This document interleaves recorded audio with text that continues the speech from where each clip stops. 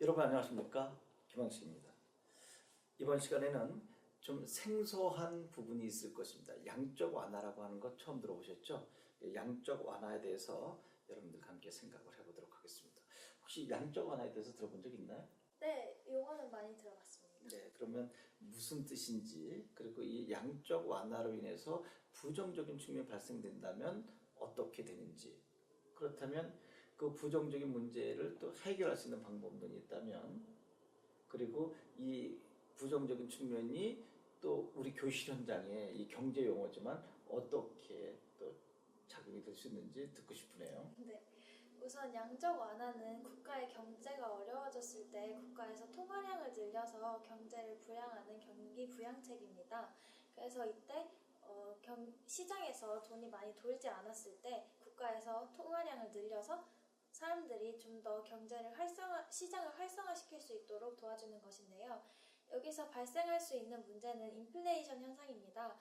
사람들이 통화량이 늘어나다 보니까 화폐 가치가 떨어지고 그만큼 물가가 올라가는 현상이 발생할 수 있습니다. 그러네요. 그러니까 경기 부양책이 하나죠. 이제 통화량을 늘려서 많은 사람들에게 혜택을 주려고 하는 것인데, 이것이 과하게 되었을 때는 물가 상승이 일어나서 인플레이션 현상이 일어나게 됩니다. 그렇게 되면 또 다른 문제가 발생되겠네요. 그래서 이 하나의 문제를 해결하려고 하다가 또 다른 문제인데, 그러면 우리가 소위 이야기하는 풍선 효과가 또 일어날 수 있겠는데요. 여기서는 해결됐지만 인플레이션 현상으로 물가 상승돼서 얼마나 많이 힘든 일이 벌어지겠어요. 여기에서 우리가 생각해야 할 것은, 교단으로 온다 그래도 학생들 지도하는 데 있어서 근본적인 문제를 해결하지 않고 미봉책으로 해결된다면 또 다른 문제들이 많이 발생될 수 있는 교훈이 있을 수 있겠다. 예, 거기까지 접근해 보았고요. 그 다음에 지난 시간에 러다이트 운동을 살짝 언급해 봤지만, 러다이트 운동이 어느 것인지, 그리고 현대판 러다이트 운동은 인공지능을 때려부수자라고 하는 이야기가 나올 정도라고 하는데, 그렇다면 러다이트 운동을 결국 인공지능과 연결시켜서 인공지능이 또 교단에 왔을 때 어떤 문제가 발생되는지까지 지난 시간에 것이 다시 또 복합적으로 연결될 것 같은데, 간단하게 한번 접근해 보실까요? 네. 우선 러다이트 운동이라는 것은 영국의 산업혁명이 일어났을 때 여러 노동소외가 초래됨에 따라서 노동자들이 기계를 때려 부시는 현상을 말하는 것인데요. 그때 자신이 일하던 곳에서 모두 기계에 밀려 노동소외를 당한 노동자들이 그 기계를 직접 때려 부시는 폭력혁명이라고 할 수 있습니다. 이것이 현대에는 AI를 부시는 현대판 러다이트 운동으로 이어질 수 있는데요. AI에 밀려서 여러 가지 직업들이 사라짐으로써 그 노동자들이 직접 AI를 폭력혁명으로 이어질 수 있다고 생각합니다. 예, 그래서 이제 AI를 소유하고 있는 사람 또는 국가가 세계를 지배할 수 있다는 이야기가 나올 정도죠. 그래서 그 IT 산업의 대부라고 하는 사람은 아무래도 빌 게이츠, 그리고 이제 몇 년 전에 돌아가신 스티브 잡스 같은 사람이겠고, 우리나라에서는 이제 안철수 같은 분이었는데 대선에 출마하면서 정치가가 되는 바람에 또 이런 부분에서 좀 퇴색된 듯한 느낌이 들고요. 그래서 빌 게이츠 같은 사람은 최첨단 과학 시스템 중심에 있는 사람이면서도 로봇세를 부과해야 된다라고 할 정도입니다. 그래서 AI 로봇을 가지고 있는 사람들이 전 세계를 지배할 수 있기 때문에 규제하자라고 하는 거죠. 그래서 AI가 등장해서 인간들의 노동력을 빼앗아 갖고, 그로 인해서 산업혁명 때 기계가 등장돼서 인간 소외 현상이 일어난 것처럼 AI로 인해서 그렇게 된다면 AI의 세금을 과하게 매기자. 그래서 그 AI를 사용하면 할수록 이제 직접세겠죠. 누진세 등을 적용해서 그 세금을 걷어서 불이익을 당한 사람들에게 이익을 배분해 주자. 그러니까 분배해 주자라고 하는 것이죠. 그럼 여기에 긍정적인 측면이 있을 수 있겠죠. 또 부정적인 측면 또한 간과할 수가 없을 것 같은데, 로봇세를 추진해서 그렇지 못한 사람들에게 이익을 배분하는 것은 긍정적이지만 부정적인 측면이 있다면 어떤 것이 있을 수 있을까요? 우선 4차 산업혁명 시대에 로봇을 소유하는 것이 필수적일 수 있는데 그것을 로봇세를 부과함으로써 조금 방해하는 면이 있지 않을까라는 생각이 듭니다. 그렇겠죠. 그러면 이제 세금을 과다하게 부과하면 그럼 AI를 많이 쓰지 않을 거 아니겠어요? 그렇게 되면 발전에 저해가 있을 수 있다. 그래서 항상 어떤 일이든 명암, 긍정, 부정적 측면이 있는 것 같은데, 그래서 여러분들은 항상 긍정적 측면을 이야기할 때 물론이라고 하는 부사어를 사용해서 반대 입장을 안고 가는 것, 즉 오단 구성을 잘 활용해 보시기 바랍니다.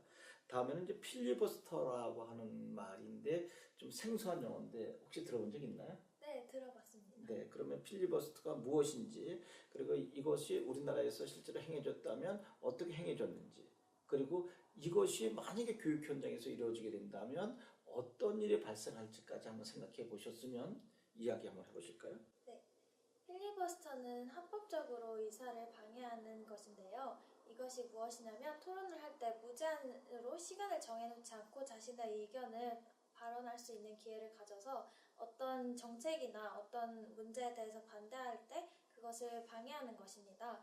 이것이 실제로 테러 방지법에 대해서 국회에서 의논을 할 때 시행되기도 했었는데요. 그래서 한 국회의원분이 나가셔서 11시간 이상의 시간 동안 연설을 하셨다는 기록이 있습니다. 예, 그래서 이것은 실제로 2016년에 이제 박근혜 정부 시절이죠. 정의화 국회의장이 테러 방지법을 직권 상정하려고 했었어요. 근데 이제 11시간 정도가 아니라 100몇 시간 정도였을 거예요. 그래서 이게 한 일주일 넘게 이런 일이 벌어졌죠. 그래서 이것이 끝나고 난 다음에 바로 이제 직권 상정된 일이 이제 발생됐었어요. 그러니까 조금 전에 이야기했던 것처럼 합법적인 의사진행 방해예요. 의사진행을 방해하는 것은 합법적이지 않잖아요. 근데 이제 합법적으로 이제 만든 건데, 그렇다면 개인의 의견이 받아들여질 수 있지만, 즉 소수의 의견이 다수에 의해서 버려질 수도 있잖아요. 그래서 우리는 민주사회에서 다수결의 원칙을 능사인 것처럼 받아들이고, 물론 신라시대 때는 만장일치제, 화백제도가 민주주의의 시초였다라고 이야기하는데 그것은 사실 불가능한 일이겠죠. 만장일치제는 뭐 지금 북한에서나 가능한 일일까요? 그렇지만 의사결정을 하는 과정에 있어서는 아무래도 다수결의 원칙을 따라야 되는데, 그럼 소수의 의견은 무참히 짓밟아야 되는가라고 하는 문제가 늘 발생이 되는 거죠. 그래서 국회에서 의결을 표결할 때 다수결의 원칙에 의해서 소수의 의견이 매몰될 때 소수자 중에서 자기의 의견을 끊임없이 개진하는 거죠. 상정되는 것을 막으려고. 그렇지만 무작정 언제까지 할 수는 없잖아요. 그리고 그렇게 된다라고 하면서 소수 의견도 중시해달라고 하는 것인데 끝나자마자 이제 직권 상정이 이루어지는 부분들은 안타깝죠. 그래서 제가 조금 전에 학생에게 질문한 것은, 만약에 우리가 교단에서 학생들의 의견을 수렴할 때 결정을 하려면 다수결의 원칙을 해야 되지 않겠습니까? 그럼 소수의 학생들은 상당히 불만에 빠져 있을 텐데, 그 소수의 학생들이 나의 의견이 짓밟히는 것이 싫다고 해서 계속 필리버스터를 활용한다 그러면 언제까지 이걸 해야 됩니까? 그러면 그런 일이 벌어지기 전에도 소수의 의견이 수렴되는 방법을 끊임없는 소통을 통해서 교사인 담임을 실행해야 되지 않을까 생각합니다. 여기서 중요한 부분은 필리버스터도 중요하지만 소수의 의견을 수렴하는 제도, 배려, 이런 것들이 중요하지 않을까 생각합니다. 좀 어려운 용어였고요. 그 다음에 이게 지금 인구 절벽 심각합니다. 이것은 저출산 고령화로 인한 현상이겠죠. 지금 같은 현상이 100년 지속된다면 대한민국은 사라진다라고 하는데 심각한 문제가 아닐 수 없습니다. 그러면 저출산 고령화의 원인은 무엇인지, 또 여기에 대한 해결책이 있다면 제시해 보실까요? 여러 가지 문제가 있을 수 있겠지만 그 원인 중에 하나는 경제적인 부담감이라고 생각합니다. 신혼부부가 결혼할 때 큰 비용이 드는 것은 물론이고 아이를 낳아 양육할 때 양육비 역시 적지 않게 듭니다. 이런 경제적인 부담감 때문에 결혼하기를 꺼려하고 결혼을 하더라도 아이를 낳기를 부담스러워하는 경향이 더 커지고 있습니다. 예, 그래요. 그러면 이제 아이들을 낳았을 때 양육비, 보육비를 정부에서 지원해 줘야 되는데 예산이 있어야 말이죠. 그리고 설령 양육할 만한 능력이 있다 하더라도 좀 경향이 많이 바뀐 것 같아요. 자녀를 낳아서 기르는 것보다 부부가 그냥 행복하게 일생을 살았으면 좋겠다라고 하는 인식도 만연해 있는 것 같고요. 그렇다면 지금 같은 추세로 가서 100년의 대한민국이 없어진다는 것은 끔찍한 일 아닌가요? 그러면 이제 출산을 장려해야 되는데 어떤 방법으로 해야 할 것인가 하는 것은 정부 당국도 중요하지만 우리가 교단에 섰을 때 학생들에게 어떤 교육을 해야 하는 것도 매우 중요할 것이고요. 그 다음에 이제 고령화가 되면서 21세기의 새로운 산업이 실버 산업이 발전할 것이다라고 하지만 사실 65세 이상의 고령이 너무나 많아서 무상으로 지원하는 것도 한계가 있어서 70세로 상향 조정하자라고 하는 이야기까지 있습니다. 이런 부분도 이제 나중에 해야 할 텐데, 그러면 이렇게 저출산돼서 청년 절벽 현상이 일어나게 되고, 그러면 노년층이 많아졌을 때 역삼각형의 구조가 이루어지고 있잖아요. 그러면 이 문제를 도대체 어떻게 해결해야 할 것인가?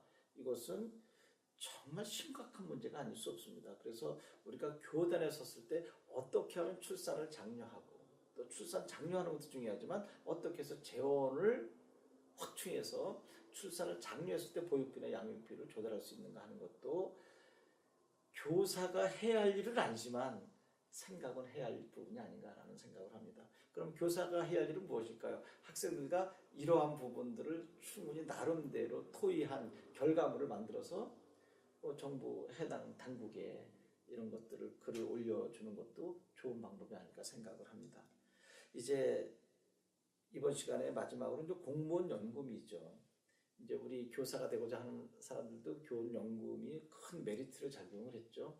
아무리 우리가 소명의식을 갖고 학생들 앞에 좋은 스승으로 선다 할지라도 연금 제도가 사라져 있는데 과연 소명의식을 갖고 교단에 설 수 있을까 하는 부분 자유롭지는 않을 것입니다. 그래서 실제로 이 문제가 나왔습니다. 자네는 이 공무원 연금 이렇게 많이 삭감되는데도 교사를 할 것인가? 라고 했을 때 그 친구가 저는 연금에 신경 쓰지 않습니다. 오로지 학생들만 위한 교육을 할 것인가 그랬더니 그건 거짓말이잖아요.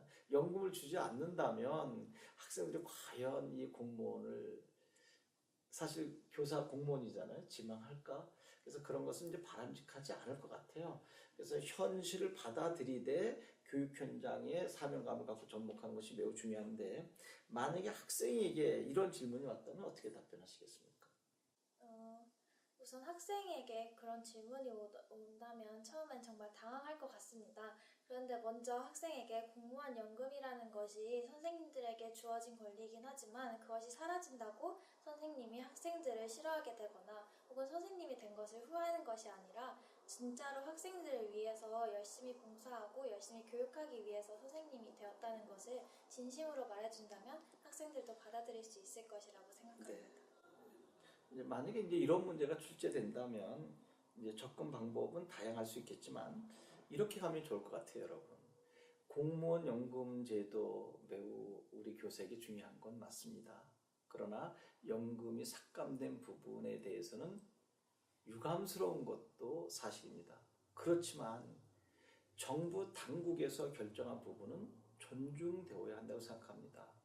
여러 가지 사항을 고려해서 연금이 삭감된 것이지 다른 뜻에서는 아니라고 생각합니다. 그래서 유감스럽긴 하지만 정부의 뜻을 존중하고 또 우리 교사의 본분인 학생 앞에 서는 모습, 여기에 더 비중을 두어야 할 것 같습니다 라고 겸허하게 접근한다면 높은 평가를 받지 않을까 하는 생각이 드는데, 앞에서 살짝 언급한 것처럼 저는 공무원 연금 상관없습니다. 안 줘도 됩니다. 저는 큰 스승, 사명감을 갖고 학생 앞에 서는 것이 목적이기 때문이다라고 했을 때는 한쪽 면으로 봐서는 매우 사명감이 있는, 또 스승으로서의 자질을 갖추고 있는 것처럼 보이지만 사실은 현실감이 떨어지는 이야기 아닐까요? 공무원 연금을 안 줘도 괜찮다라고 하는 것은 사실 쉬운 일은 아니니까요. 그래서 제가 여기서 이야기하고자 하는 것은 현실을 바탕으로 가되 너무나 속물근성을 갖고 가지 않았으면 좋겠다. 그렇다고 해서 그것을 완전히 배제한 상태에서 이상적으로만 가는 것도 바람직하지 않다라고 하는 것까지 살펴보았습니다.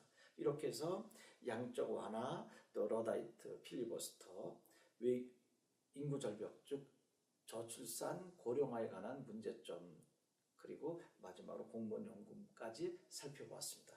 이제 우리가 계획한 것 2강 정도가 남았는데 앞에 지금까지 한 것을 여러분 여러 번 반복해 들으시고 여러분들의 생각을 나름대로 마련하시기 바랍니다. 이 강의는 짧게는 10여 분, 길게는 한 17, 8분 정도이기 때문에 여러분이 여러 번 반복해 들어도 괜찮을 것 같습니다. 여러분 다음 시간에 뵙도록 하겠습니다. 고맙습니다.